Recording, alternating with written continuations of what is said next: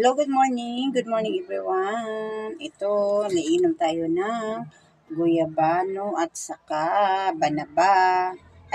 Guyabano at saka avocado. Kasi ito maganda to herbal. Herbal kasi siya. Kailangan natin uminom nito kasi masakit ang ating panglinis ating mga katawan, masakit ang ating katawan, mga tuhod. Pwede po siya. Ayan o, guyabano yan at saka avocado. Naglaga po ako ngayon para inumin. Yan, nakadalawang baso na po ako. Subukan nyo po, maganda yan.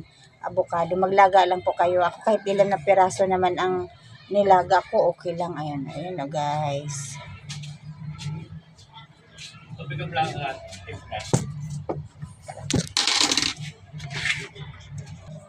Ayan guys, anuhin natin ito.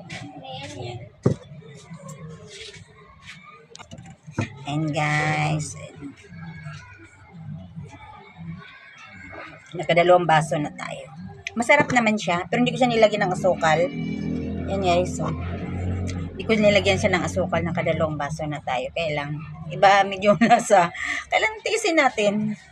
Maganda kasi ito herbal lang. Hindi walang halong chemical.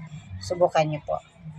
Guyabano. Marami na pwede daw yung guava, pwede din daw guyabano at saka avocado. Marami kasi kaming tanim dito sa harap namin kaya nakakuha ako guys. Please subscribe my channel, Bitman Sugan. See you guys.